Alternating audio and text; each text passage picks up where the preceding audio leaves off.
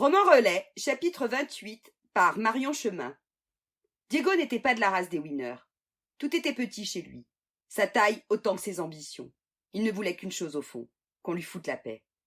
Toute sa vie avait été guidée par ça, un besoin de quiétude proche de la contemplation. Pas de vagues, silence, chut, laissez-moi tranquille.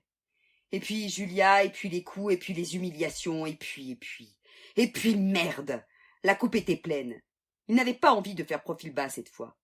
Il savait qu'au bout du papier que secouait frénétiquement l'affreux en botte se trouvait peut-être son rêve. Glander à jamais auprès de Vanessa. Alors, c'est pas qu'il était fan de violence ou quoi que ce soit, mais ce paplard, il allait le récupérer coûte que coûte. C'est où ça, mon bonhomme? C'est à peine s'il comprenait la phrase du pécor. Qu'est-ce qu'il voulait, au juste? Une adresse exacte? Savoir d'où ça venait?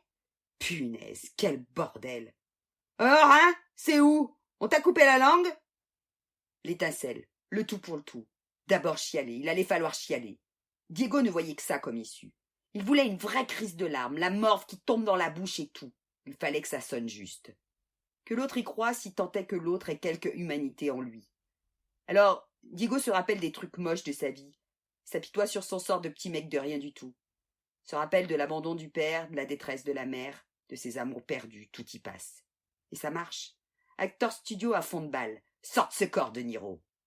Les épaules tremblent, le sanglot monte, et puis la bouche se fend du rictus de désespoir avant de réussir à souffler. C'est nulle part. C'est un souvenir de mon gosse. C'est tout ce qu'il me reste de lui. Tu te fous ma gueule? En remettre une couche, pleurer un peu plus fort, se mettre à genoux, la tête baissée et geindre. Non, c'est un souvenir de mon gosse, je vous jure. On jouait toujours aux pirates, lui et moi. Ce que vous tenez là, c'est la dernière carte au trésor qu'on a inventée tous les deux à l'hôpital.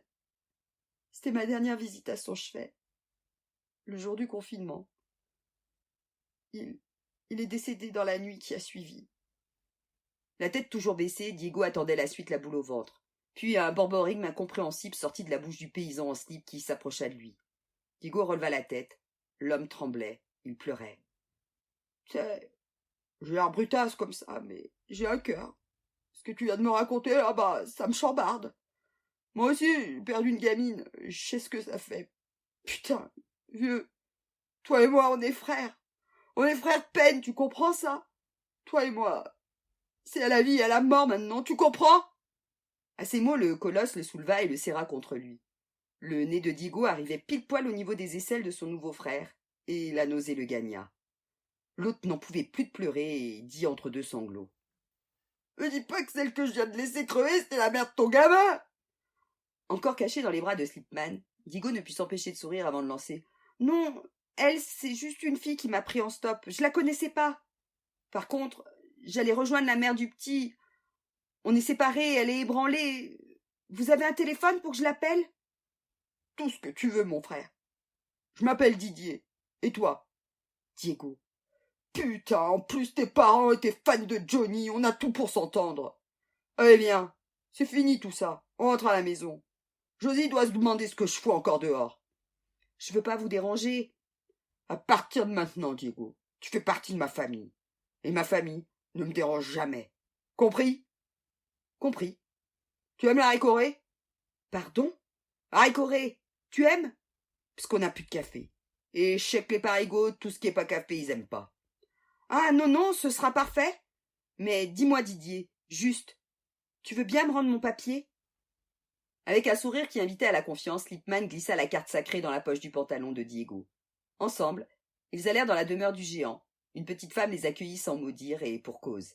Et muette. Mais elle t'entend, hein? C'est Josiane, ma femme. Parle plus depuis l'accident de la petite. Ça va faire 7 ans. Tiens, en parlant de femme, va donc appeler la tienne. Téléphone est dans la chambre. Josie, montre-lui où c'est. Je vais prendre une douche et puis tu feras chauffer de l'eau pour la récorer. Diego suivit la femme dans l'escalier qui menait à une chambre mansardée encombrée de meubles rustiques. Elle lui montra le téléphone. Il la remercia. Au moment où il s'apprêtait à décrocher l'ancestral combiné et enfin joindre Vanessa, Josiane se pencha sur lui et souffla.